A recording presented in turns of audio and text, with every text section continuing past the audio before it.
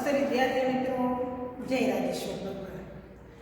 બાળ દોસ્તો, પર્યાવરણ આસપાસની અંદર પ્રકરણ 12 જો આ ખૂટી જાય તો, જેમાં અગાઉના તાસમાં આપણે આના વિશે થોડોક અભ્યાસ કર્યો હતો.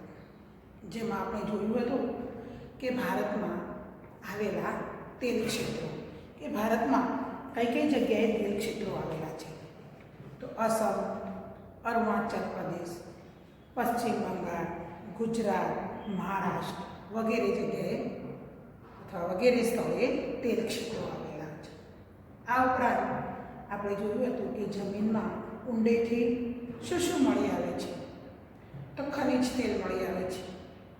આ ઉપરાંત કુદરતી ગેસ, કોલસો, સોનું વગેરે આપણને વિવિધ પ્રકારના પદાર્થો પ્રાપ્ત થાય છે. પછી આપણે ટ્રાફિકના નિયમો વિશે પણ ચર્ચા કરી હતી કે આપણે હંમેશા રસ્તાની ડાબી બાજુએ ચાલવું જોઈએ અને ટ્રાફિકના નિયમોનું પાલન કરવું જોઈએ. બાળ દોસ્તો, આપણે ખાસ અગત્યની મહત્વની વાત એ હતી કે પેટ્રોલ અને ડીઝલ. પેટ્રોલ અને ડીઝલ જેવા પદાર્થોને બનતા લાખો વર્ષ લાગે છે. તે સરળતાથી બનતા નથી, માટે આપણે તેનો કરકસરપૂર્વક ઉપયોગ કરવો જોઈએ. હવે આજે આપણે જોઈએ કે પેટ્રોલ અને ડીઝલ ક્યાંથી મળે છે. તો તે પૃથ્વીના પેટાળમાંથી મળે છે.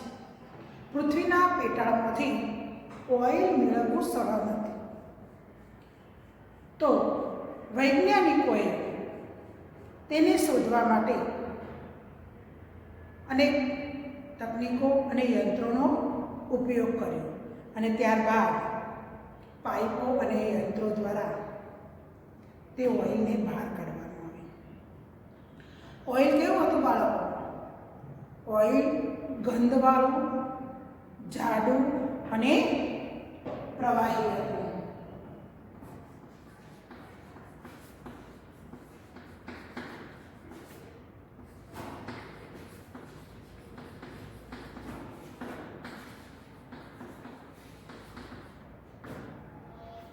જમીનમાંથી જે ઓઇલ આપણને મળતું હતું તે ઓઇલ ગંધવાળું, જાડું અને ઘેરા પ્રવાહીનું હતું.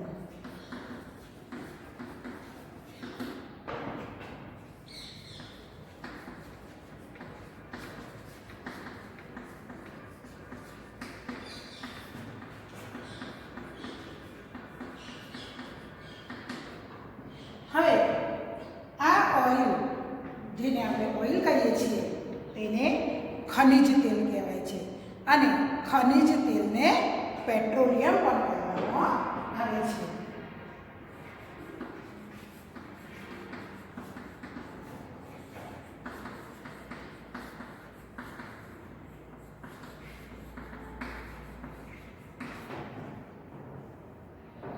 બાળકો, આ ખનિજ તેલની અંદર ઘણી બધી વિવિધ પ્રકારની વસ્તુઓ ભળેલી હોય છે અને આ વસ્તુઓમાં આપણે જોઈએ તો તેને છૂટી પાડવા માટે આ ઓઇલને જમીનમાંથી બહાર કાઢ્યા પછી તેને રિફાઇનરીમાં મોકલવામાં આવે છે. રિફાઇનરી ભારતની અંદર કોયડીમાં છે. તો કોયડીની અંદર આવેલી ખનિજ તેલની આ રિફાઇનરીની અંદર એ ઓઇલને મોકલવામાં આવે છે અને ત્યારબાદ તેમાંથી પેટ્રોલ, ડીઝલ, કેરોસીન, ગેસ એટલે કે એલપીજી ગેસ વગેરેને છૂટા પાડવામાં આવે છે. એટલે કે ખનિજ તેલમાંથી આપણને શું શું પ્રાપ્ત થાય છે? તો ખનિજ તેલને રિફાઇનરીમાં મોકલવામાં આવે છે.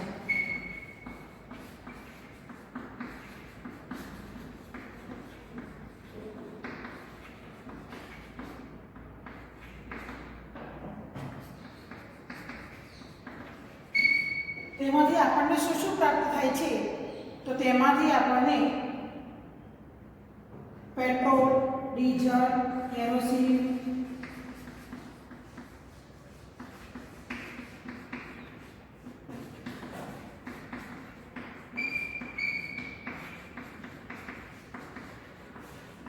વગેરે.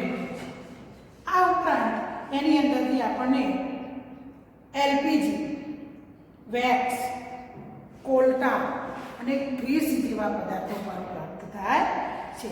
બાળકો, એલપીજી અને સીએનજી એટલે શું અને એલપીજીનો અને સીએનજીનો ઉપયોગ ક્યાં થાય છે? તો એલપીજી એટલે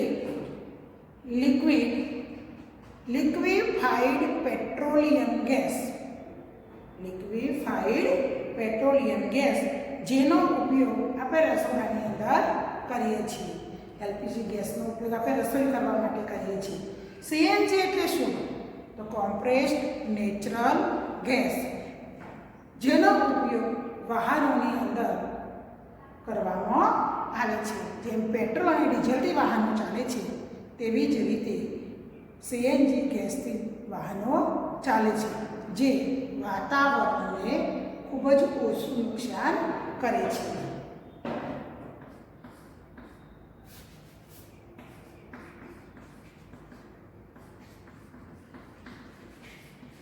લિક્વિફાઈડ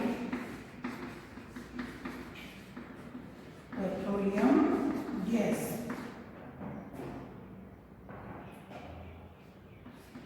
જેનો ઉપયોગ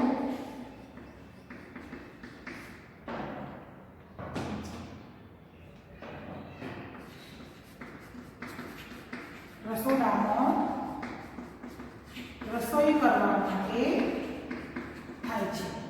જ્યારે સીએનજી ગેસ, સીએનજી એટલે કે કોમ્પ્રેસ્ડ નેચરલ ગેસ,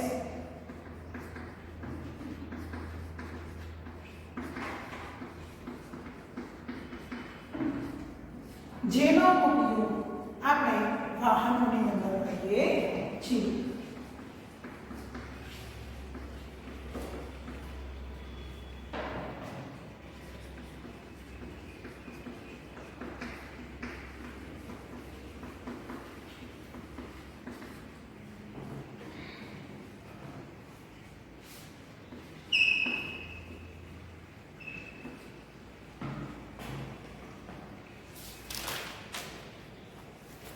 બાળકો, આ પેટ્રોલિયમ ગેસમાંથી એવી કેટલીક વસ્તુઓ મળે છે કે જે પ્લાસ્ટિક અને પેઇન્ટ્સ બનાવવા માટે તેનો ઉપયોગ કરવામાં આવે છે. હવે આ બધું જાણ્યા પછી અબ્રાહમ વિચારે છે કે ઘણીવાર મારા પિતાજી ટ્રેક્ટર ચાલુ મૂકીને બીજું કંઈક કામ કરવા માટે જાય છે, ત્યારે ટ્રેક્ટરનું એન્જિન તો ચાલુ જ હોય છે અને ટ્રેક્ટરનું એન્જિન ચાલુ હોય એટલે તેની અંદર રહેલું જે પદાર્થ છે એટલે કે પેટ્રોલ ડીઝલ છે એ ડીઝલનો વપરાશ પણ વધે છે અને વાતાવરણની અંદર તેના ધુમાડાનું પ્રમાણ પણ વધે છે. કેટલું બધું નુકસાન! તો હવે કહે છે કે હું ઘરે જઈશ અને મારા પિતાજીને આ વાત સમજાવીશ. આના આધારે બાળકો અહીં કેટલાક પ્રશ્નો આપ્યા છે જે તમારે લખવાના છે. આપણે તેની ચર્ચા કરીએ અને પછી તે પ્રશ્નના જવાબ તમે તમારી નોટબુકની અંદર લખી દેજો. પ્રશ્ન છે કે બધા વાહનો શાનાથી ચાલે છે? તો બાળકો, આપણે જાણીએ છીએ કે બધા વાહનો, નાના વાહનો પેટ્રોલ દ્વારા અને મોટા વાહનો ડીઝલ દ્વારા ચાલે છે. ટ્રેન જેવા વાહનો જે વીજળીથી પણ ચાલતા હોય છે. બીજો પ્રશ્ન છે કે જો વાહનોની સંખ્યા વધશે તો કેવા પ્રકારની મુશ્કેલીઓનો સામનો કરવો પડશે? ઉદાહરણ તરીકે રસ્તા ઉપર ટ્રાફિક વધે. આ જે વાત છે એ તમારા વડીલો સાથે તમારે આની ચર્ચા કરવાની છે. તો બાળકો, આપણે જાણીએ છીએ કે જો વાહનોનું પ્રમાણ વધે, જો વાહનોની સંખ્યા વધે તો ટ્રાફિક વધે, વાહનો મૂકવાની જગ્યા ઓછી પડે, વાહનો વધારે પ્રમાણમાં ચાલે તેથી ઘોંઘાટનું પ્રમાણ પણ વધે અને વાહનોના ધુમાડાને કારણે વાતાવરણ પ્રદૂષિત કરે. એટલે કે ઘણી બધી સમસ્યા ઊભી થાય. પેટ્રોલ અને ડીઝલની અછત થાય, કારણ કે આપણે જાણીએ છીએ કે પેટ્રોલ અને ડીઝલ ઝડપથી બનતો નથી. તેને બનતા ઘણા વર્ષો લાગે છે, એટલે કે પેટ્રોલ અને ડીઝલની અછત ઊભી થાય તો ભવિષ્યમાં એવું પણ લાગે કે પેટ્રોલ અને ડીઝલ ખૂટી જશે. આમ જો વાહનોનું પ્રમાણ વધે તો અનેક સમસ્યાઓ ઊભી થાય. આગળ પ્રશ્ન છે કે મંજુએ કહ્યું કે દરેક જણ શા માટે બસ વાપરતા નથી? જો તમે શું વિચારો છો? લોકો મુસાફરી માટે બસનો ઉપયોગ કેમ કરતા નથી? તો બાળકો, આપણે જાણીએ છીએ કે ઘણા લોકો જો બસનો ઉપયોગ કરે તો પોતાના સ્થળે સમયસર પહોંચી શકતા નથી.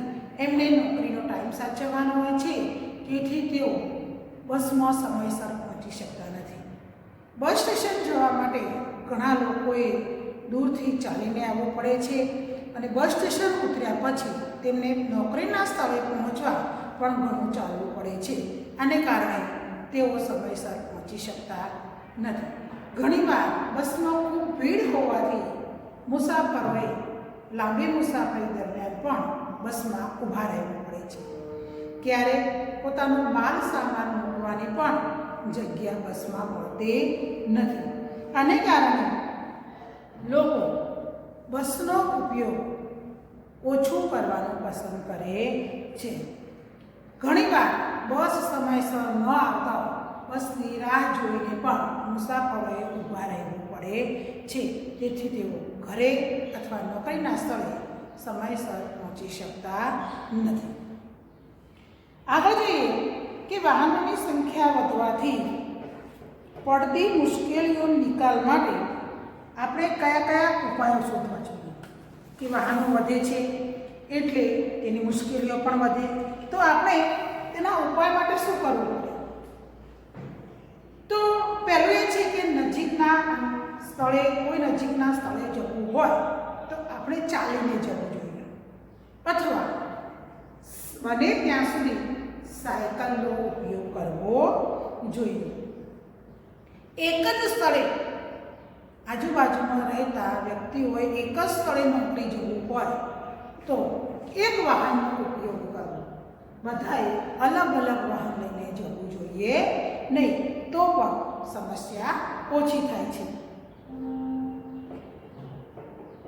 આપણે લોકોની અંદર ટ્રાફિક જાગૃતતા અભિયાન ચલાવવું જોઈએ, કારણ કે એક ઘરમાંથી 2-3 વ્યક્તિઓ જુદા જુદા વાહનનો ઉપયોગ કરી અને બહાર જતા હોય તો એની જગ્યાએ આપણે બધાએ એક વાહનનો ઉપયોગ કરી અને બહાર જવું જોઈએ. જો આ રીતે કરવામાં આવે તો બને ત્યાં સુધી પ્રાઇવેટ સાધનનો કરકસરપૂર્વક ઉપયોગ કરવો જોઈએ, તો વાહનોની સમસ્યા ઘટે. આગળ પ્રશ્ન છે કે જો આપણે ટ્રાફિક સિગ્નલની લાલ લાઇટ પર ઊભા રહેતા વાહનોનું એન્જિન બંધ કરીએ તો એનાથી કયા ફાયદા થાય? તો બાળકો, આપણે જાણીએ છીએ કે અને જોઈએ પણ છીએ કે જ્યાં ટ્રાફિક સિગ્નલ હોય અને ફાટક બંધ હોય અથવા ભીડભાડવાળો એરિયા હોય તો લોકો વાહનોને બંધ કરતા નથી. વાહનનું એન્જિન ચાલુ હોય છે, એટલે ત્યાં પેટ્રોલ અને ડીઝલ બંનેનો બગાડ થાય છે અને વાતાવરણની અંદર ધુમાડો પ્રસરે છે. તો કહે છે કે જો તેને બંધ કરી દેવામાં આવે તો પહેલી વાત તો એ છે કે ડીઝલ કે પેટ્રોલની બચત થાય. બીજું કે વાહનોમાં જે ધુમાડો ફેલાય છે અને વાતાવરણ પ્રદૂષિત થાય છે એ ઓછું થાય. ત્રીજું કે તેના વાહનો બંધ કરવાથી ઘોંઘાટ ઓછો થાય છે અને ઉર્જાનો પણ બચત થાય છે. તો આ રીતે આપણે ટ્રાફિકના તમામ નિયમોનું જો પાલન કરવામાં આવે તો વાતાવરણની અંદર પ્રદૂષણ પણ ઓછું થાય અને પેટ્રોલ અને ડીઝલનું બચત પણ થાય છે. બાળકો, પેજ નંબર 115 ઉપર શોધો અને લખો એવો એક કોઠો આપેલો છે, જે આપણે પુસ્તકની અંદર લખવાનો છે. તમારે પણ બાળકો આ કોઠાની અંદર માગ્યા પ્રમાણે જવાબ લખવાના છે. અહીં કહે છે કેટલું ઓઇલ સ્કૂટર, કાર અને ટ્રેક્ટર એક સમયે કેટલું પેટ્રોલ અથવા ડીઝલ ભરી શકાય છે? તો સ્કૂટરમાં એક સમયે કેટલું ભરી શકાય? તો 5 લીટર. તો અહીં લખો તમે 5 લીટર. કારની અંદર તો 25 થી 30 લીટર. તો અહીં લખીએ આપણે 30 લીટર. અને ટ્રેક્ટરની અંદર 40 લીટર. લખો 40 લીટર. હવે પ્રશ્ન એ છે કે 1 લીટર પેટ્રોલ અથવા ડીઝલમાં તે કેટલે દૂર જઈ શકે? બાળકો, નાના વાહનો જે છે એ વધારે કિલોમીટર ફરે છે, જ્યારે મોટા વાહનોની અંદર ડીઝલનું પ્રમાણ વધારે હોય છે. તો સ્કૂટર 5 લીટર તમે ભરો તો અહીં 1 લીટર પેટ્રોલમાંથી જવાબ લખવાનો છે, જ્યારે આપણે સ્કૂટરની અંદર કેટલું ભર્યું છે? 5 લીટર. તો 1 લીટર પેટ્રોલની અંદર સ્કૂટર લગભગ 45 કિલોમીટર દૂર જઈ શકે. કાર જે છે એ લગભગ 12 થી 15 કિલોમીટર દૂર જઈ શકે છે. અને ટ્રેક્ટર જે છે એ 8 થી 10 કિલોમીટર સુધી જઈ શકે છે. તો આ રીતે મોટા વાહનોની અંદર ડીઝલનું પ્રમાણ વધારે જોઈએ છે. હવે નીચે આપેલું છે કે પેટ્રોલનો ભાવ દરેક શહેરમાં જુદો હોય છે. દિલ્હીનો પેટ્રોલનો ડીઝલનો ભાવ અહીંયા આપેલો છે અને એના આધારે આપણે નીચેના પ્રશ્નના જવાબ લખવાના છે. જુઓ, ઓઇલ તો પેટ્રોલ અને ડીઝલ 1 લીટરનો ભાવ જૂન મહિનામાં 2009ની સાલની અંદર પેટ્રોલનો ભાવ હતો 40 રૂપિયા અને 62 પૈસા. જૂન 2014ની અંદર તે વધીને થયો 72.26 રૂપિયા અને જૂન 2019માં તે ઘટીને થયો 67.47 રૂપિયા. એ જ રીતે 2009માં ડીઝલનો ભાવ હતો 30 રૂપિયા 86 પૈસા. 2014ની અંદર થયો વધીને 50.28 રૂપિયા અને 2019ની અંદર તે વધીને થયો 67.72 રૂપિયા. બાળકો, અહીં 1 લીટરનો આજનો ભાવ આપણે લખવાનો છે. તો આજનો ભાવ એટલે કે પેટ્રોલની અંદર આજનો ભાવ છે 80.97 રૂપિયા અને ડીઝલની અંદર આજનો ભાવ છે 79.29 રૂપિયા. પેટ્રોલ અને ડીઝલનો દરરોજનો ભાવ થોડો ઘણો વધઘટ થયા કરે છે. હવે બાળકો, આ કોઠાના આધારે આપણે નીચેના પ્રશ્નના જવાબ લખવાના છે. વર્ષ 2019માં 2014ની સરખામણીમાં પેટ્રોલનો ભાવ ખાલી જગ્યા રૂપિયા ઘટ્યો. હવે 2014 જુઓ કેટલા છે? 72.26 અને 2019ની અંદર જુઓ કેટલા છે? 67.24. તો કેટલા રૂપિયા પેટ્રોલનો ભાવ ઘટ્યો? તો તમારે આની અંદરથી આટલા બાદ કરી દેવાના, એટલે તમને જવાબ મળશે 4.79 રૂપિયા. ડીઝલનો ભાવ ખાલી જગ્યા રૂપિયા વધ્યો 2019 અને 2014. 2019માં 67.72 છે અને 2014માં 50.28 છે. તો 67.72માંથી 50.28 બાદ કરો ત્યારે તમને જવાબ મળશે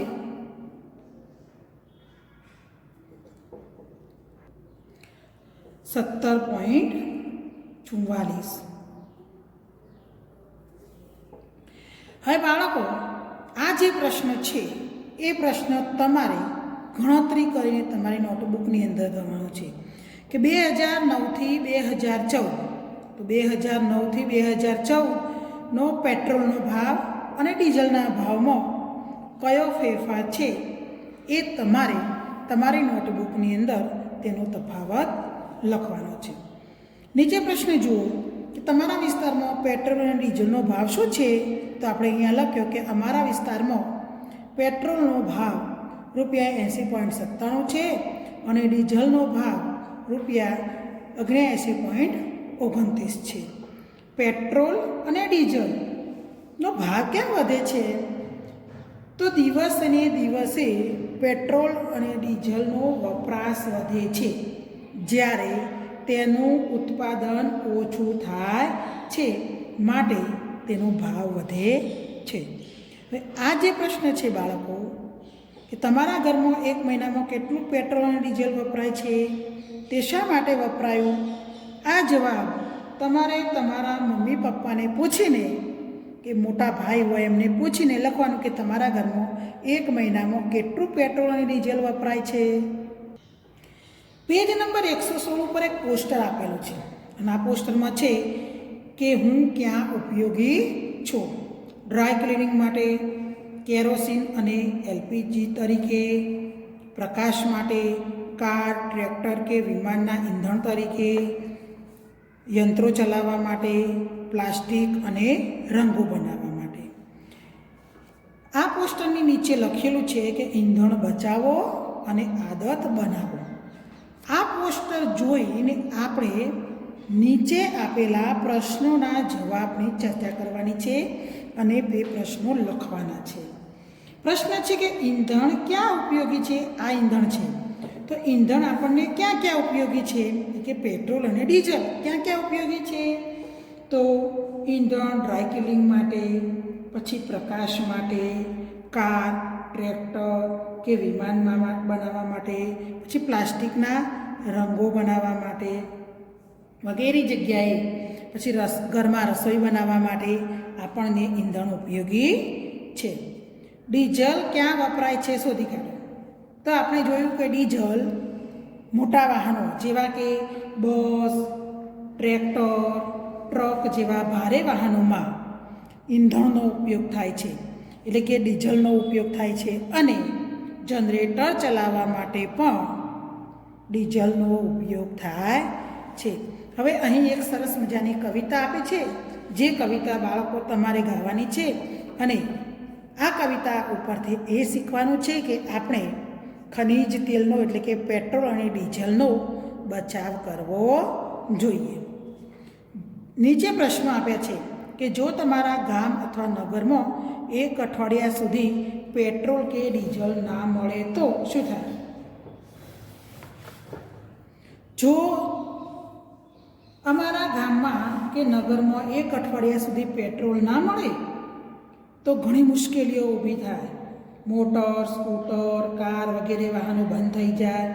મિલો, કારખાનામાં જવાવાળા વ્યક્તિઓને ઘણી તકલીફો પડે. પછી મિલો અને ફેક્ટરીઓ બંધ થઈ જાય. જનરેટર પણ ચાલી ન શકે. લોકોને એક જગ્યાએથી બીજી જગ્યાએ ચાલીને જવું પડે. ઈંધણ બચાવવા આપણે થોડા ઉપાયો લખવાના છે. તો ઈંધણ બચાવવા માટે આપણે શું કરવું પડે? તો સરકારી બસોનો ઉપયોગ કરવો, વ્યક્તિગત વાહનોનો ઓછો ઉપયોગ કરવો, 4 રસ્તા ઉપર લાઇટ હોય અથવા રેલવે ફાટક બંધ હોય તે વાહનનું એન્જિન બંધ કરવું જોઈએ, સૌર ઉર્જાનો ઉપયોગ કરવો જોઈએ અથવા રસોઈ કરવા માટે સૌર કુકરનો ઉપયોગ કરવો જોઈએ. પહેલાના જમાનાની એક વાત આપવામાં આવે છે કે દુર્ગા નામની એક સ્ત્રી છે જે હરિયાણામાં રહે છે. તેની પરિસ્થિતિ ખૂબ જ ગરીબ છે. તે લાકડા વીણવા માટે કલાકો સુધી જંગલોની અંદર રખડે છે અને તેની દીકરી પણ તેને લાકડા વીણવામાં મદદ કરે છે. ઘણીવાર લાકડા લીલા હોવાથી ચૂલામાંથી ધૂળો વધારે નીકળે છે અને તેના કારણે તેને ખાંસી પણ થાય છે. હવે ભેજવાળા લાકડાથી જલ્દી ચૂલો સળગતો નથી અને સળગે તો પણ તેમાંથી ધુમાડાનું પ્રમાણ વધારે હોય છે. દુર્ગા પાસે લાકડા વીણીને લાવ્યા સિવાય બીજો કોઈ વિકલ્પ નહોતો, કારણ કે તેની પાસે ખોરાક ખરીદવા માટે પણ પૈસા હતા નહીં. તેથી તે બીજી કોઈ સાધનોનો ઉપયોગ કરીને રસોઈ બનાવી શકતી ન હતી. માટે તે જંગલોની અંદર કલાકો સુધી લાકડા વીણી લાવતી અને તેના ઉપર જ તે રસોઈ બનાવતી હતી. બાળકો, અહીં કેટલાક પ્રશ્નો આપ્યા છે જેની આપણે ચર્ચા કરવાની છે કે તમે ક્યારે સૂકા લાકડા વીણ્યા છે કે ગાયના છાણાના છાણા થાપ્યા છે? તે કેવી રીતે બનાવવામાં આવે છે? તો બાળકો, શિયાળાની અંદર તાપણું કરવા માટે આપણે બાળકો સૂકા લાકડા વીણતા હોઈએ છીએ. તો જો તમે લાકડા વીણ્યા હોય તો લખવાનું હા કે શિયાળામાં તાપણું કરવા માટે અમે લાકડા વીણીએ છીએ. પછી કહે છે કે ગાયના છાણના છાણા તમે થાપ્યા છે? તો બાળકો, તમે તો ગાયના છાણના છાણા નહીં થાપ્યા હોય, પરંતુ ગામડાની અંદર ગાયના છાણના છાણા થાપવામાં આવે છે કે ગાયનું છાણ એકઠું કરવામાં આવે છે અને ત્યાર પછી એ છાણનો ભૂસો ભેળવવામાં આવે છે. પછી તેના ગોળ અથવા લંબગોળ પિંડ બનાવવામાં આવે છે અને તેને દિવાલ ઉપર અથવા જમીન ઉપર તેના છાણા થાપવામાં આવે છે. બીજો પ્રશ્ન છે કે તમે કોઈને જાણો છો કે જે સૂકા લાકડા અથવા સૂકા પાંદડા ચૂલો સળગાવવા વીણતા હોય? તો હા બાળકો, જે મજૂર વર્ગ છે કે જે મજૂરી કરે છે અને પોતાનું ગુજરાન ચલાવે છે, આવા લોકો સૂકા પાંદડા અથવા સૂકા લાકડાનો ઉપયોગ કરી અને પોતાની રસોઈ બનાવે છે. તમારા ઘરમાં રસોઈ કેવી રીતે બને છે? તમારા વિસ્તારમાં બીજા કુટુંબોમાં રસોઈ કેવી રીતે બને છે? તો બાળકો, આપણે જાણીએ છીએ કે હજુ સુધી ગામડામાં ઘણી જગ્યાએ લાકડાનો, છાણાનો, કોલસાનો ઉપયોગ થાય છે, પરંતુ શહેરની અંદર શાનો ઉપયોગ થાય છે? ગેસનો ઉપયોગ થાય છે. એટલે તમારે આ પ્રશ્નનો જવાબ, જો શહેરમાં રહેતા હો તો તમારે લખવાનું કે હા, અમારા ઘરની અંદર રસોઈ ગેસ ઉપર કરવામાં આવે છે. અને ગામડામાં રહેતા હોય અને લાકડાનો જો ઉપયોગ કરતા હો તો તમારે લખવાનું કે અમારા ઘરમાં લાકડાનો ઉપયોગ થાય છે અને તેના ઉપર રસોઈ થાય છે.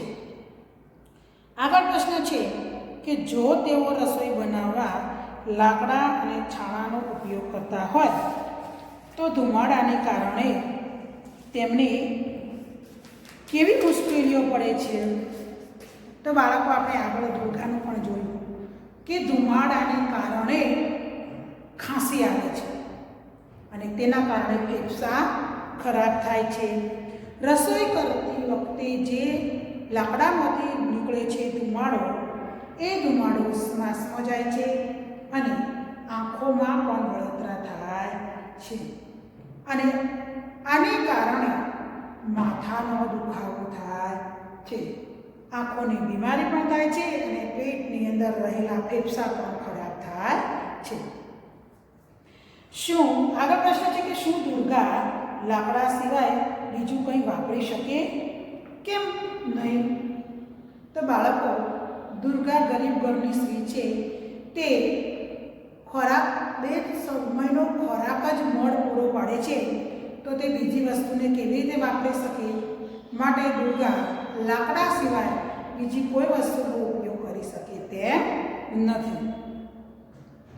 પહેલાના જમાનામાં લોકો, એટલે કે 2/3 ભાગના જે લોકો હતા, એ લોકો લાકડા, છાણા, સૂકા પાંદડા, ડાળખા વગેરેનો ઉપયોગ કરી અને રસોઈ બનાવતા હતા.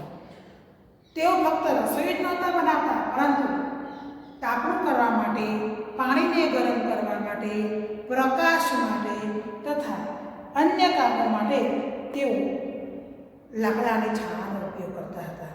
જ્યારે અત્યારે એલપીજી ગેસ, વિદ્યુત, કોલસો વગેરેનો ઉપયોગ થાય છે. બાળકો, તમારા પુસ્તકની અંદર પેજ નંબર 118 પર મૈત્રીએ એક સ્તંભ આલેખ બનાવ્યો છે અને આ સ્તંભ આલેખની અંદર 20 વર્ષમાં બળતણમાં થયેલો બદલાવ, એટલે કે કયા બળતણનો વપરાશ વધ્યો અને કયા બળતણનો વપરાશ ઘટ્યો, તેનો એક સ્તંભ આલેખ બનાવ્યો છે. તો આપણે એ સ્તંભ આલેખ જોઈએ અને એના આધારે નીચે કેટલાક પ્રશ્નો આપ્યા છે તે પ્રશ્નોની પણ ચર્ચા કરીએ.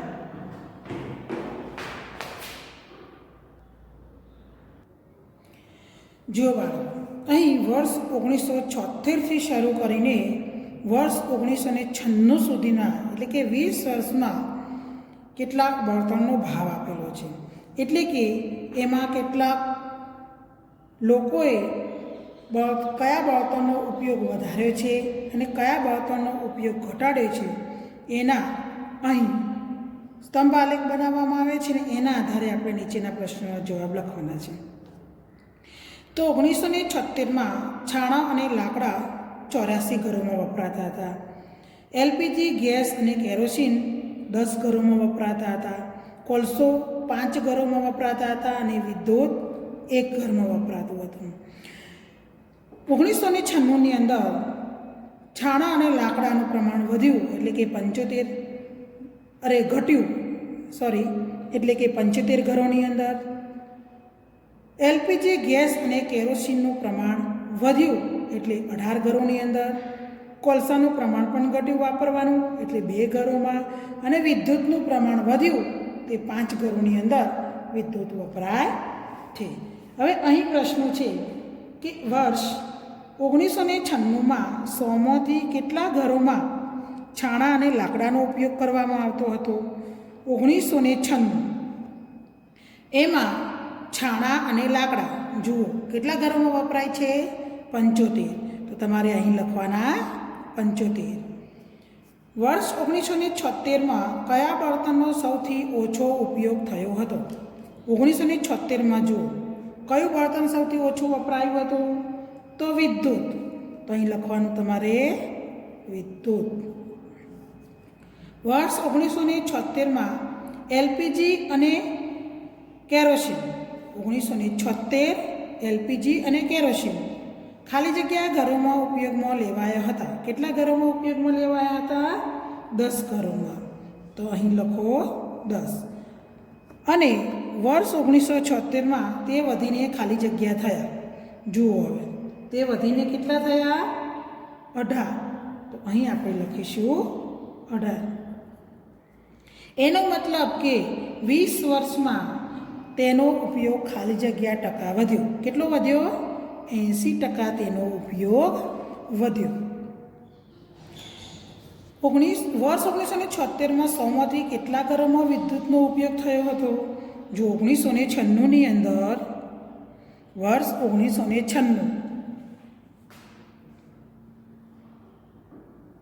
1996ની અંદર વિદ્યુત 5 ઘરોમાં છે. 1976ની અંદર વિદ્યુત 1 ઘરમાં વપરાતું હતું. તો અહીંયા આપણે કેટલા લખીશું? 5 ઘર.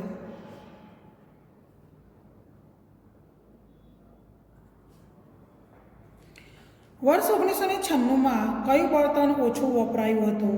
જો 1996 કયું બળતણ સૌથી ઓછું વપરાયું છે? તો કોલસો. કયું છે? કોલસો. તો અહીંયા આપણે લખીશું કોલસો. વર્ષ 1996માં તે કેટલા ટકા ઘરોમાં ઉપયોગમાં લેવામાં આવ્યું હતું? તો 2%. 2% છે. બે જ વ્યક્તિઓ, 2 જ ઘરોની અંદર આ કોલસાનો ઉપયોગ થાય છે એટલે 2% લખી શકાય.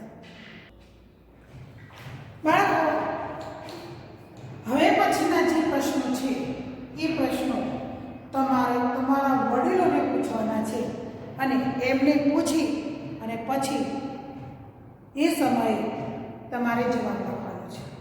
કારણ કે તમારે તમારા વડીલોને પૂછવાનું કે તમે નાના હતા ત્યારે રસોઈ શાના ઉપર બનાવતા હતા, ત્યાર પછી છે કે ઘરમાં કયા પદાર્થો દ્વારા રસોઈને પકાવવામાં આવતી હતી, છેલ્લા 10 વર્ષમાં રસોઈ બનાવવા માટે આપણા ઘરમાં કયા ફેરફારો થયા. આ પ્રશ્નો તમારે તમારા વડીલોને પૂછવાના છે અને પછી તેનો જવાબ તમારે લખવાનો છે. બસ.